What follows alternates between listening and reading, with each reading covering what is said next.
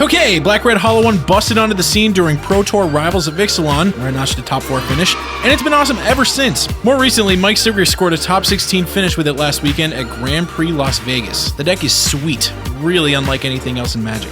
Faithless Looting is the backbone to countless modern decks, and this one's no different. What sets this deck apart, though, is that it's so thirsty for that kind of effect that it also plays Burning Inquiry and Goblin Lore.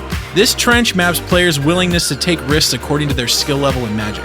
Over here to the left are new players. They take risks constantly because they don't even realize they're risking anything because Magic is really hard and it's dense and it takes a while to figure out what a good play versus a bad play looks like. Here in the middle is where most players reside. It's where I reside. They're able to see the lines of play their opponent can take in response to theirs and identify the risks involved in each decision they make. So, they tend to make less risky plays because taking a risk opens them up to losing. Over to the right are the really good players, and the difference between the players all the way to the right and the players all the way to the left is that the really good players see the risks, see the rewards, and are able to correctly analyze the cost versus the benefits of given lines of play. They're not risk averse, which brings us back to Burning Inquiry and Goblin Lore. These two cards have an important phrase on them. Random. A lot of people see the word random and the worst possible outcomes immediately spring to mind. What if I discard all my lands? What if I discard all my hollow ones? I'm here to tell you that the odds of those things coming to pass are low. Here's a decent opening hand. Let's assume we're starting on Mountain into Flameblade Adept because we want to craft a game where we dump Flamewake Phoenix and get Flameblade Adept big enough to trigger Flamewake Phoenix's ferocious ability. And if we Burning Inquiry on our second turn, Flameblade Adept will trigger Flamewake Phoenix. Alright, so turn 2. We draw Goblin Lore. We play Bloodstained Mire, we crack it, grabbing an untapped Blood Crypt. We're just trying to get cards out of our hand now to maximize the chances that Flamewake Phoenix will hit the graveyard off the Burning Inquiry. At this point, you may have noticed that I'm talking a lot about upsides, and it may seem like I'm only acknowledging the positive possible outcomes while ignoring the negative ones. That's kind of true, but at the same time, it's hard to deny that this deck is literally built for cards to go flying everywhere. When cards are getting discarded, that's when this deck is at its most powerful, getting free 2/1s, 1-mana 5/5s, and everything in between. Okay, so we're ready to fire off Burning Inquiry. By my count, we have one card in our hand we definitely don't want to discard, one card we definitely want to discard, one card we kind of want to discard, and one card we kind of don't want to discard.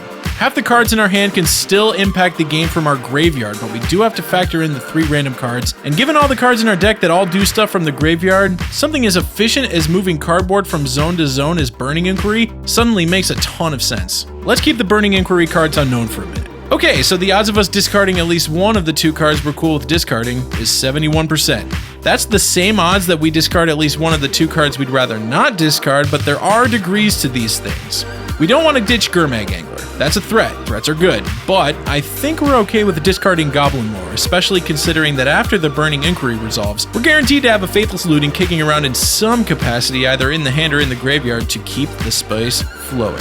But there's still the Flameblade Adept in play to reckon with. No matter what the outcome of the Burning Inquiry ends up being, that Flameblade Adept is still going to be a 4/2 with Menace. Hitting for 4 damage on turn 2 is really good, even in a breakneck format like Modern. So there's that. Also, like I said before, this deck is full of cards that actively want to be discarded. So let's take a peek at what we hit off the Burning Inquiry.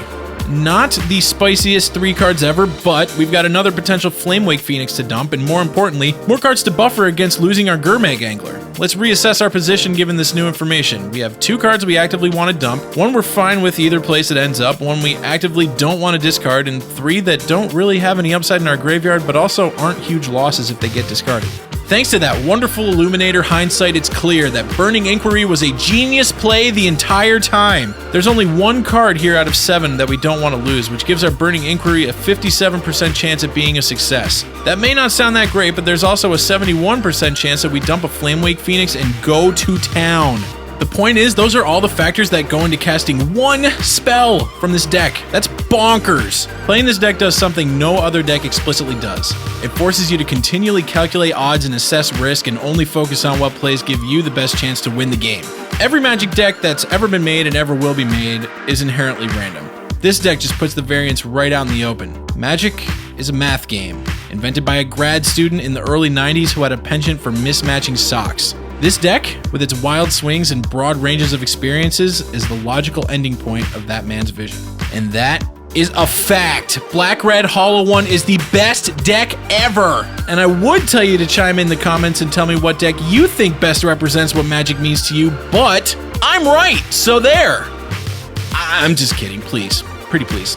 Let us know what deck you think best represents Magic in the comments, and while you're at it, like the video and subscribe to the channel because I'm a desperate man with nothing left to lose.